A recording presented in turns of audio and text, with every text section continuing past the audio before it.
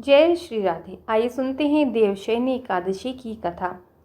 ब्रह्म वैवर्त पुराण में देवशयनी एकादशी के विशेष महात्म्य का वर्णन किया गया है। इस व्रत से प्राणी की समस्त मनोकामनाएं पूर्ण होती हैं। यह एकादशी आषाढ़ मास के कृष्ण पक्ष की एकादशी, जिसे योगिनी एकादशी भी कहते हैं, उसके बाद आती है। आषाढ़ मास के शुक्ल पक्ष की एकादशी को ही देवशयनी एकादशी कहा जाता है। इसी एकादशी से चातुर्मास का आरंभ माना जाता है। इस अवधि में कोई भी शुभ कार्य जैसे विवाह आदि नहीं किया जाता।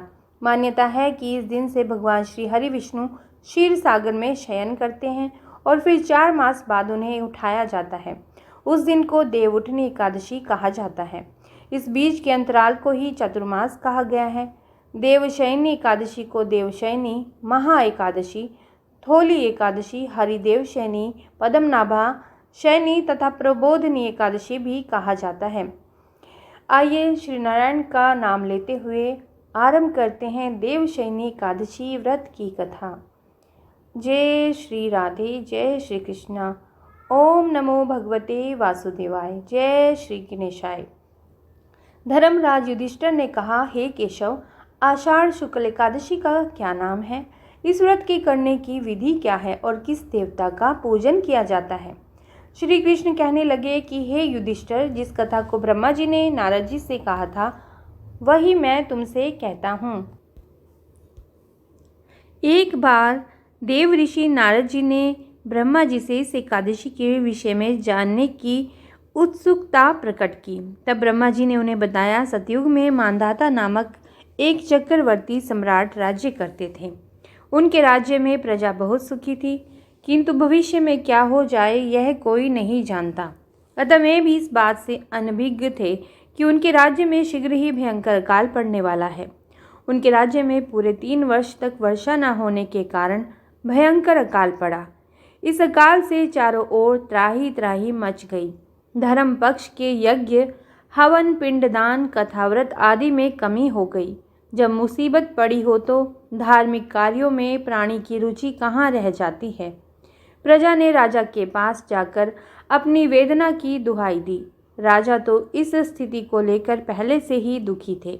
वे सोचने लगे कि आखिर मैंने ऐसा कौन सा पाप कर्म किया है जिसका दंड मुझे इस रूप में मिल रहा है। फिर इस कष्ट से मुक्ति पाने का कोई साधन करने के उद्देश्य से राजा सेना को लेकर जंगल की ओर चल दिए। वहाँ विचरण करते करते एक दिन वे ब्रह्मा जी के पुत्र अंगिरा ऋषि के आश्रम में पहुँचे और उन्हें साष्टांग प्रणाम किया। ऋषिवर ने आशीर्वचन उपरांत कुशलक्षेम पूछा। फिर जंगल में विचरने और अपने आश्रम में आने का प्रयोजन जानना चाहा। तब राजा ने हाथ जोड़कर कहा, महात्मन, सभी प्रकार से धर्म का पालन करता हुआ भी मैं अपने राज्य में दुर्भिक्ष का दृश्य देख रहा हूँ। आखिर किस कारण से ऐसा हो रहा है? कृपया इसका समाधान करें। यह सुनकर महर्षि अंगिरा ने कहा, हे राजन, सब युगों से उत्तम यह सतयुग है। इसमें छोटे से पाप का भी बड़ा भयंकर दंड मिलता है। इसमें धर्म अपने चारों चरणों में व्याप्त रहता है। ब्राह्मण के अतिरिक्त किसी अन्य जाति को तप करने का अधिकार नहीं है, जबकि आपके राज्य में एक शूद्र तपस्या कर रहा है। यही कारण है कि आपके राज्य में वर्षा नहीं हो रही है। जब तक वह काल को प्राप्त नहीं होगा तब तक यह दुर्भिक्ष शांत नहीं होगा। दुर्भिक्ष की शांति उसे मारने से ही संभव है। किंतु राजा का हृदय एक निरपराध शूद्र तपस्वी का शमन करने को तैयार नहीं हुआ। उन्होंने कहा, हे देव, मैं उस निरपराध को मार दूं, यह बात मेरा मन स्वीकार नहीं कर रहा है। कृपया करके आप कोई और उपाय बताएं। महर्षि अंगिरा ने बताया, आषाढ़ माह के शुक्ल पक्ष की एकादशी का व्रत करें। इस व्रत के प्रभाव से अवश्य ही वर्षा होगी। राजा अपनी राजधानी की ओर लौट आए और चारों वर्णों सहित पद्मा एकादशी का विधि पूर्वक व्रत किया। व्रत के प्रभाव से उनके राज्य में मूसलाधार वर्षा हुई और पूरा राज्य धन धान्य से परिपूर्ण हो गया। ब्रह्म वैवर्त पुराण में देवशयनी एकादशी के विशेष महात्म्य का वर्णन किया गया है। इस व्रत से प्राणी की समस्त मनोकामनाएं पूर्ण होती हैं। तो आप सब मिलकर बोलिए, ओम नमो भगवते वासुदेवाय। जय श्री राधे, जय श्री कृष्ण, नमो नारायणे। शिव पार्वती की जय हो, विष्णु भगवान की जय हो, लक्ष्मी माता की जय हो। आइए सुनते हैं श्री विष्णु की एक और कथा। इस कथा को सुने बिना एकादशी के व्रत की कथा संपूर्ण ही नहीं मानी जाती। भगवान श्री हरि मूर दैत्य का नाश करने के बाद बैकुंठ लोक में शेषशैया पर आंखें मूंदे लेटे मन ही मन मुस्कुरा रहे थे। देवी लक्ष्मी उनकी चरण सेवा कर रही थी। भगवान को मन में ही मुस्कुराता देख देवी को कौतूहल हुआ। देवी लक्ष्मी ने उनसे प्रश्न किया, भगवान, आप संपूर्ण जगत का पालन करते हुए भी अपने ऐश्वर्य के प्रति उदासीन से होकर इस क्षीर सागर में नींद ले रहे हैं, इसका क्या कारण है? श्री हरि पुनः मुस्काए और अपनी मोहक मुस्कान बिखेरते हुए बोले, हे प्रिय, मैं नींद नहीं ले रहा, बल्कि अपनी अंतर्दृष्टि से अपने उस तेज का साक्षात्कार कर रहा हूँ, देवी, जिसका योगी अपनी दृष्टि से दर्शन कर लेते हैं। जिस शक्ति के अधीन यह समस्त संसार है, मैं जब भी उसका मन में दर्शन करता हूँ तब आपको ऐसा प्रतीत होता है कि मैं नींद में डूबा हूँ, परंतु ऐसा है नहीं। भगवान ने इतनी रहस्यमय तरीके से बात कही कि लक्ष्मी जी को कुछ बातें समझ में आई, कुछ नहीं। उन्होंने फिर से प्रश्न किया, हे नाथ, आपके अतिरिक्त भी कोई शक्ति है जिसका ध्यान स्वयं आप करते हो? यह बात तो मुझे घोर विस्मय में डालती है। श्री हरि ने कहा, देवी, इस बात को अच्छी प्रकार से समझने के लिए आपको गीता के रहस्य समझने होंगे। आप सेवा करती हैं। गीता के आरंभ के 5 अध्यायों को मेरे 5 मुख जाने, छठे से 15वें अध्याय को मेरी 10 भुजाएं समझिए। 16वां अध्याय तो मेरा उदर है, जहाँ क्षुधा शांत होती है। अंतिम के 2 अध्यायों को मेरे चरण कमल समझिए। भगवान ने गीता के अध्यायों की इस प्रकार व्याख्या कर दी। लक्ष्मी जी की उलझन घटने की बजाय और बढ़ने लगी। भगवान ने भांप लिया कि देवी के मन में क्या चल रहा है।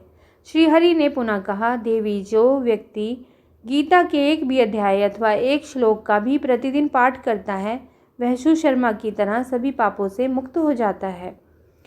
अब तो देवी लक्ष्मी और उलझ गई। उन्होंने संयत भाव में अपनी अधीरता व्यक्त करते हुए कहा, हे नाथ, यह आपकी क्या लीला है? एक के बाद एक आप पहेलियां ही कहते जा रहे हैं। कृपया आप मेरी जिज्ञासा शांत करें।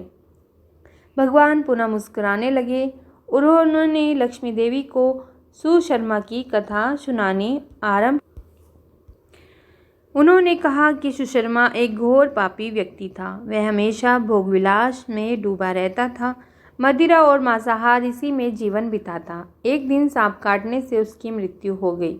उसे नरक में यातनाएं झेली और फिर से पृथ्वी पर एक बैल के रूप में जन्म ले लिया। अपने मालिक की सेवा करते बैल को 8 साल गुजर गए। उसे भोजन कम मिलता, लेकिन परिश्रम जरूरत से ज़्यादा करना पड़ता। एक दिन बैल मूर्छित होकर बाजार में गिर पड़ा। बहुत से लोग जमा हो गए। वहां उपस्थित लोगों में से कुछ ने बैल का अगला जीवन सुधारने के लिए अपने अपने हिस्से का कुछ पुण्यदान करना आरंभ कर दिया। उस भीड़ में एक वेश्या भी खड़ी थी। उसे अपने पुण्य का पता नहीं था, फिर भी उसने कहा उसके जीवन में जो भी पुण्य रहा हो उसका अंश बैल को मिल जाए। बैल मर कर यमलोक पहुंचा। हिसाब किताब हुआ और वेश्या के लिए पुण्यदान के कारण वह नरक लोक से मुक्त हो गया। उसे मानव रूप जन्म मिल गया। उसने ईश्वर से कहा, मानवता रूप में पृथ्वी पर भेजने से पहले उसे वह क्षमता दे दे कि उसे पूर्व जन्म की बातें याद रहें। ईश्वर ने वह योग्यता दे दी। पृथ्वी पर आकर उसे उस वैश्य को तलाशा जिसके पुण्य से उसे मुक्ति मिली थी। उसने वेश्या से पूछा कि उसके कौन से पुण्य का दान किया था जिससे उसको मुक्ति मिली। वेश्या ने एक तोते की ओर इशारा करके कहा, यह तोता प्रतिदिन कुछ पढ़ता है। उसे सुनकर मेरा मन पवित्र हो गया। वही पुण्य मैंने दान कर दिया। सुशर्मा ने तोते से उसके ज्ञान का रहस्य पूछा। तब तोते ने अपने पूर्व जन्म की कथा सुनाई। पूर्व जन्म में मैं विद्वान होने के बावजूद अभिमानी था और सभी विद्वानों के प्रति ईर्ष्या रखता था, उनका अपमान और अहित करता था। मरने के बाद मैं अनेक लोकों में भटकता रहा। फिर मुझे तोते के रूप में जन्म मिला, लेकिन पुराने पाप के कारण बचपन में ही मेरे माता पिता की मृत्यु हो गई। मैं रास्ते में कहीं अचेत पड़ा था तो कुछ मुनि मुझे उठा लाए। एक पिंजरे में वहां रख दिया जहां विद्यार्थियों को शिक्षा दी जाती थी। मैंने वहाँ गीता का पूरा ज्ञान सीखा। सुनते सुनते गीता का प्रथम अध्याय मुझे कंठस्थ हो गया। इससे पहले कि मैं अन्य अध्याय सीख पाता, एक बहेलिये ने वहाँ से चुराकर इस देवी को बेच दिया। मैं अपने स्वभाववश इनको प्रतिदिन गीता के श्लोक सुनाता रहता हूँ। वही पुण्य इन्होंने आपको दान किया और आप मानव रूप में आए। श्री हरि ने लक्ष्मी जी से कहा, देवी, जो गीता का प्रथम अध्याय पढ़ता या सुनता है उससे भवसागर पार करने में कोई कठिनाई नहीं होती। तो इस प्रकार भगवान ने श्रीमद् भागवत के विभिन्न अध्यायों को अपने शरीर का अंग मानते हुए बताया है कि गीता में साक्षात उनका वास है। गीता को स्पर्श करने का अर्थ है आप श्री नारायण के अंगों का स्पर्श कर रहे हैं। भगवान का स्पर्श करके सौगंध लेने के बाद कोई असत्य नहीं कहेगा। इसी विश्वास के साथ गीता की सौगंध दी जाती है। ओम नमो नारायणे।